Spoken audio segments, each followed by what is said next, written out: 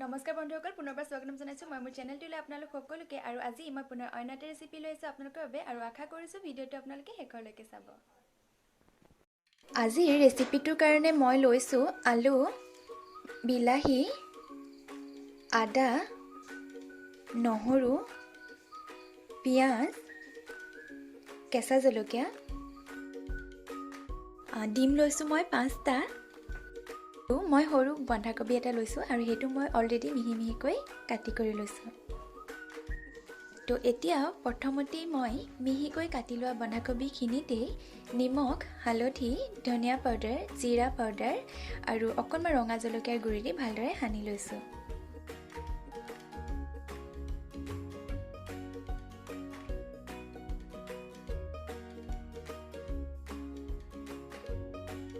এতিয়া মই ইয়াতে যিকেইটা ডিম লৈছিলোঁ 5টা সেই গোটেইকেইটা ডিম ভাঙি দি দিছোঁ।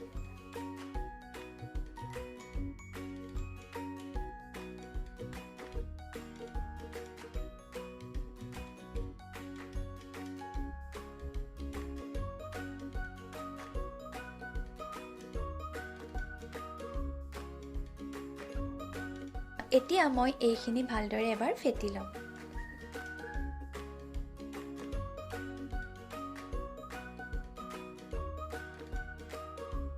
তো এইখিনি এতিয়া মোৰ ধুনীয়াকৈ ফেটি হৈ গৈছে আৰু এতিয়া মই এটা ষ্টিলৰ টিফিন লৈ লৈছোঁ আৰু এই টিফিনটোতে মই অকণমান ৰিফাইন তেল ব্ৰাছেৰে ভালদৰে সানি দিছোঁ।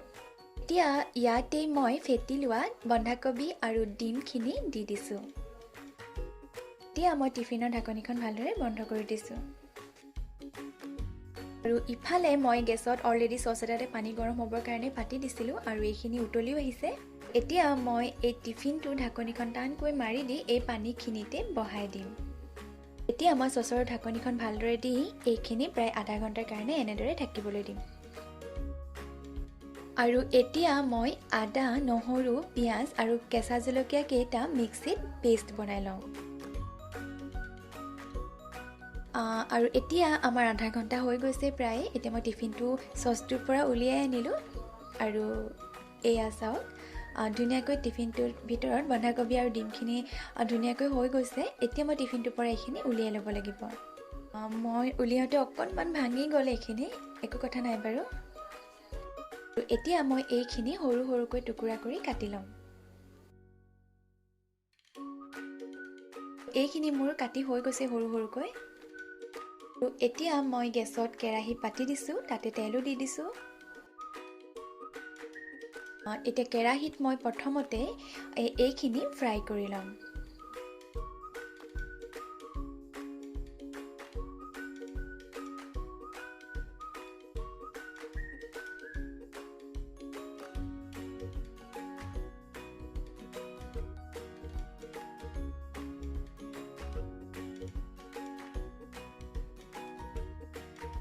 আৰু এইখিনি মোৰ গোটেইখিনি ফ্ৰাই কৰি হৈ গৈছে।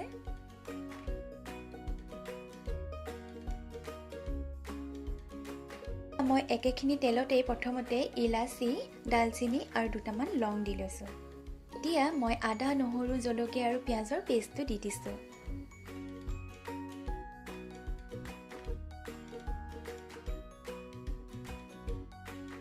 আৰু এতিয়া মই এই পেষ্টখিনিতে অকণমান নিমখ, হালধি, ধনিয়া পাউডাৰ, জিৰা পাউডাৰ আৰু ৰঙা জলকীয়াৰ গুড়ি দি ভালদৰে লৰাই ল'ম।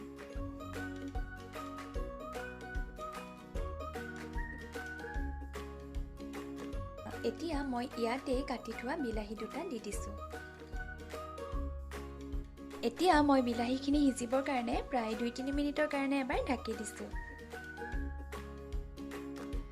তো এতিয়া আমাৰ 2-3 মিনিট হৈ গৈছে আৰু বিলাহীখিনিও ধুনীয়াকৈ সিজি গৈছে। তো এতিয়া মই দুটা আলু সৰু সৰুকৈ কাটি বইল কৰি লৈছিলোঁ, সেইকেইটা ইয়াতে দি দিছোঁ।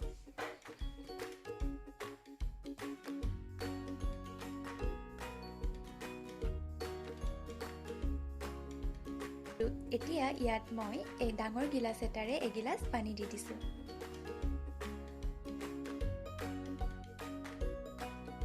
ইয়াতে এতিয়া মই এইখিনি দি দিছোঁ।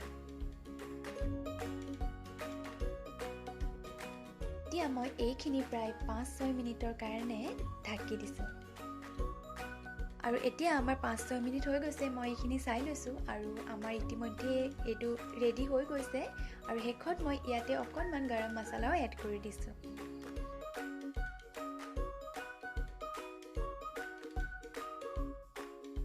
এতিয়া মই এইখিনি বাতি এটাতে ছাৰ্ভ কৰি লওঁ। এতিয়া আমাৰ ধুনীয়াকৈ এইটো ৰেচিপি ৰেডি হৈ গৈছে আৰু খাবলৈ খুবেই ভাল লাগে। আপোনালোকেও কেতিয়াবা এনেদৰে ট্ৰাই কৰি চাব।